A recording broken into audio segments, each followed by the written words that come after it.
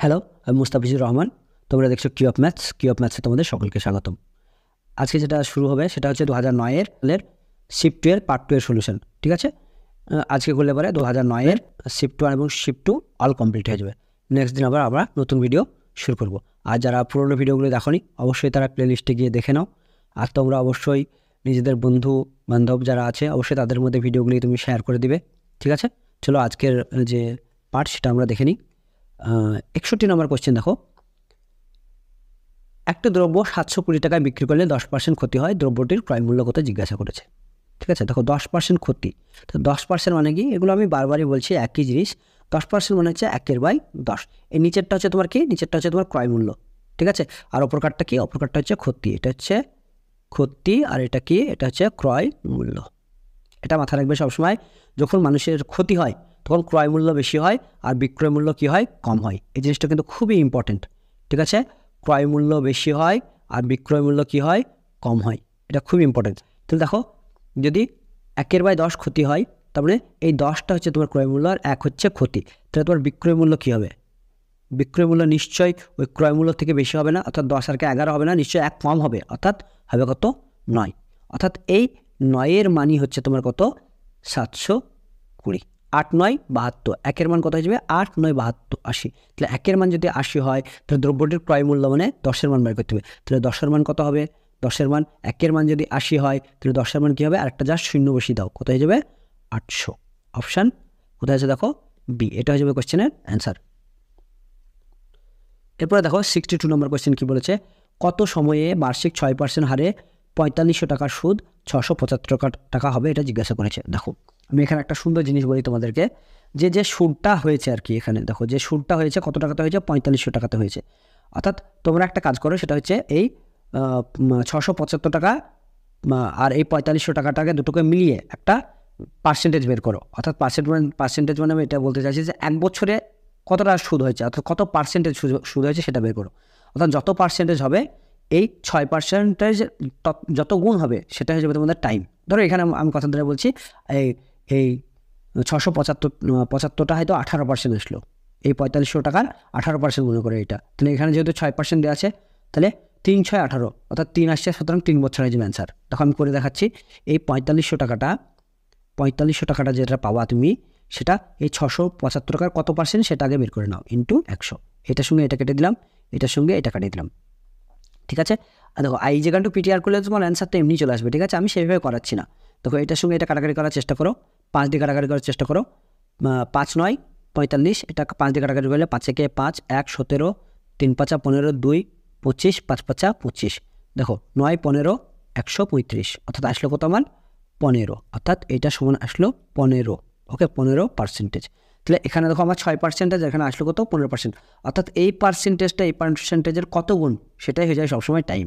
অর্থাৎ 15/6, এটাই হয়ে যাবে টাইম। দেখো কাটাকাটি করার চেষ্টা করো, 3 2 6, 3 5 15, তাহলে কত আসছে তোমার, 5/2। 5/2 মানে কি, আড়াই, অর্থাৎ 2 পূর্ণ 1/2। অপশন কোথায় আছে দেখো, বি। এটা হচ্ছে তোমার কোয়েশ্চেনের কারেক্ট অ্যান্সার।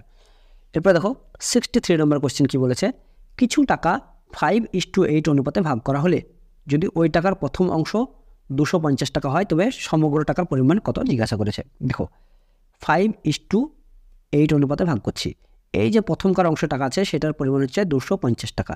তাহলে এইটা দেখো 250 টাকার মানে কি, 5-এর মান 250, তার মানে কি 5-এর মান যদি 250 হয় তাহলে 1-এর মান কত, 5 দিয়ে ভাগ করে দিব, 5 5 25, অর্থাৎ 1-এর মান হচ্ছে 50 টাকা। তা আমাদের দেখছি যে সমগ্র টাকাটার পরিমাণ কত, সমগ্র টাকাটা কত, 5 আর 8, 8 আর 5 13-এর মান বের করতে হবে। তাহলে 1-এর মান যদি 50 হয় তাহলে 13-এর মান কত হবে, এই 13-এর মান কত হবে, 50 ইন্টু 13, 5 13 65, আর একটা শূন্য ছিল, শূন্য বসিয়ে দাও, কত হবে, 650। অপশন এ, এটা হয়ে যাবে তোমাদের কোয়েশ্চেনের অ্যান্সার। এরপরে দেখো নেক্সট, একটি রেডিওর সেটের উৎপাদন ব্যয়ের ওপর পরপর দুবার 10% করে দাম বাড়ানো হলো, রেডিওটির দাম শতকরা কত বৃদ্ধি পাবে। এটা দেখো একটা সূত্র আছে, পরপর করে এখন যখন বাড়ে সেটা হচ্ছে a plus b plus ab by 100। এটা করলে পরে অ্যান্সার চলে আসে। দেখো 10 10 বলেছে, তাহলে 10 প্লাস 10 প্লাস 10 ইন্টু 10 বাই নিচে 100। এটার সঙ্গে এটা এটার সঙ্গে এটা, অর্থাৎ অপরকার দুটির সঙ্গে নিচেকার দুটি শূন্য কাটিয়ে দিলাম। তাহলে কত থাকলো এখানে 10 আর 10 20 প্লাস সব কেটে গেছে, তার মানে 1 আছে, 20 আর 1 21%, অর্থাৎ এটা হয়ে যাবে অ্যান্সার। কোথায় আছে দেখো, অপশন সি। ওকে, এরপরে দেখো 65 কী বলছে, যদি 15 জন লোক কোনো কাজ 14 দিনে করতে পারে, তবে 7 জন লোক ওই কাজ কত দিনে করবে? দেখো এটা দেখেই বলে দেবো আমি, কারণ হচ্ছে এখানে দেখো একটা জিনিস খেয়াল করবে, সেটা হচ্ছে 14 দিনে করতে পারে, তবে 7 জন লোক বলেছে। দেখো এখানে একটা জিনিস মাথায় রাখবে যে এটা যেহেতু একটা ফ্যাক্টর, এটার ঠিক আছে, এইটা মানে 14 ফ্যাক্টর, এটা 7 দুগুণে 14, তার মানে 15 দুগুণে দেখবে 30 দিন টাইম লেগে যাবে। ঠিক আছে, আমি অঙ্কটা করে দেখাচ্ছি কীভাবে করতে হবে। ঠিক আছে, দেখো 15 জন ছিল, তখন টাইম কত লাগতো 14, এখন তোকে 7 জন দিয়েছে, দিয়ে বলেছে টাইম কত লাগবে। এটা হচ্ছে টাইমের ঘর, আর এটা হচ্ছে মানুষের ঘর, অর্থাৎ কতজন ছিল। দেখো আমি এই অঙ্কটা করার জন্য বলেছিলাম যে যেটা জিজ্ঞাসা চিহ্ন থাকবে সেটাকে প্রথমে লিখে নেবে, অর্থাৎ 14টাকে আমি লিখে দিলাম, দিয়ে ইন্টু চিহ্ন দেবে। এখানে দেখো মানুষের সংখ্যা কমেছে, মানুষের সংখ্যা যদি কমে তাহলে তোমার কি দিন বেশি লাগবে না কম লাগবে? অবশ্যই দিন বেশি লাগবে, তাহলে এটা কম, আর হলে পরে এটা কী হবে বেশি। দেখো উল্টো কথা হলে তাকে কী বলা হয়, ব্যস্ত সম্পর্ক, আর ব্যস্ত সম্পর্ক হলে ভগ্নাংশ উল্টাই না, অর্থাৎ যেমন কাজ তেমন থেকে যায়। 15/7 থেকে গেলো, 7 দুগুণে 14, 15 দুগুণে 30। আমি বলেছিলাম না, যেহেতু 7-এর ফ্যাক্টর হচ্ছে মানে মাল্টিপল হচ্ছে 14, 7 দুগুণে 14, 7 15 দুগুণে 30, অ্যান্সার হয়ে যাবে অপশন এ। এটা হয়ে যাবে কোশ্চেনের অ্যান্সার। দেখো 66টা কী বলছে, 5টি লেবুর ক্রয় মূল্যে 4টি লেবু বিক্রয় করলে শতকরা কত লাভ হবে? এটা দেখো একটা খুব ইম্পর্টেন্ট কনসেপ্ট, সেটা হচ্ছে বাটার সিস্টেম বলে এটাকে। ঠিক আছে, এটা নিয়েও আমার ভিডিও আছে প্রফিট অ্যান্ড লসে, তোমরা দেখতে পারো। বাটার সিস্টেম কী জিনিস? বাটার সিস্টেম হচ্ছে যখন ক্রয় মূল্য জানা থাকে না, যখন কোনো বস্তু জানা থাকে না, শুধুমাত্র কি জানা থাকে যে কতটা তুমি দ্রব্য নিয়ে এসেছো, 5টা নিয়ে এসেছো না 3টে নিয়ে এসেছো, অর্থাৎ দ্রব্য দিয়ে, অর্থাৎ আগেকার যুগে কী করা হতো, কেউ হয়তো একটা গরু দিল, তার বদলে হয়তো তাকে কেউ একটা হাঁড়ি দিল। হ্যাঁ, এই প্রথা প্রচলন ছিল, যেটাকে বলা হয় বাটার সিস্টেম বলা হয়। ঠিক আছে, তো এখানেও তাই বলা যায় 5টি লেবুর ক্রয় মূল্যে 4টি লেবু দিচ্ছ।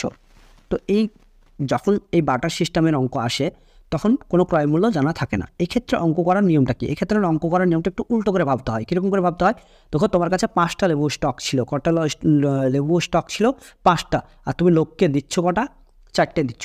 তাহলে লোককে যদি তুমি 4টে দাও, তুমি সেভ করছো কটা লেবু, প্রতি 5টাতে একটা করে লেবু সেভ করছো। ওকে, অর্থাৎ তুমি যখন লোককে কটা লেবু দাও, লোককে তুমি যখন 4টে লেবু দাও, সেভ করো কটা, একটা তুমি সেভ করে নাও, ইন্টু 100। এটা হয়ে যাবে তোমার লাভের শতকরা হার। এইভাবে বের করতে হয়, 4 25 100, অর্থাৎ 25% হবে লাভ।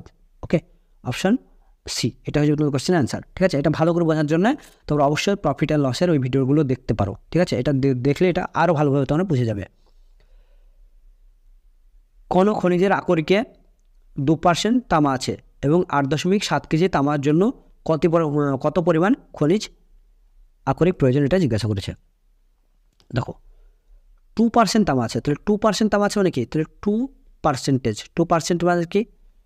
2 বাই নিচে 100, 50 দুগুণে 100, তোমার 1-এর বাই কত হলো 50, অর্থাৎ টোটাল আকরিক যদি আমার 50 হয়, তাহলে তাতে তামা আছে কত 1। এখন দেখো একটা জিনিস খেয়াল করে এখানে, যে 8.7 কেজি তামার জন্য কত পরিমাণ খনিজ আকরিক প্রয়োজন সেটা জিজ্ঞাসা করেছে। তাহলে এখানে তামার পরিমাণ কত আছে 8.7, তাহলে এই 1-এর মানই হচ্ছে তোমার 8.7। আমাকে বের করতে হবে কত 50-এর পরিমাণ, অর্থাৎ টোটাল খনিজ আকরিকের প্রয়োজন সেটা বের করতে হবে, অর্থাৎ 50-এর মান কত। তাহলে 50-এর মান বের করার জন্য 50 দিয়ে গুণ করে দেবো। দেখো 8.7 ইন্টু 50, দেখো গুণ করলে কি আসবে, এখানে যেহেতু শূন্য আছে সুতরাং দশমিকটা উঠে যাবে, সুতরাং 87কে 5 দিয়ে গুণ করলে পরে হয়ে যাবে 5 7 35-এর 5, হাতে থাকে 3, 5 8 40, 40 আর 3 43, অর্থাৎ 435। কত আছে দেখো 435, অপশান বি, এটা হয়ে যাবে তোমার কোশ্চেনের অ্যান্সার। এরপরে দেখো 67 নম্বর কোশ্চেন কী বলছে, 67 বলছি, 67 তো করলাম, 68 নম্বর কোশ্চেন দেখো, কোনো সংখ্যার 10% কমালে হয় 54, শতকরা কত বাড়ালে 72 হবে জিজ্ঞাসা করেছে। দেখো তারপরে সংখ্যাটা কী আগে সেটা আমাকে বের করতে হবে।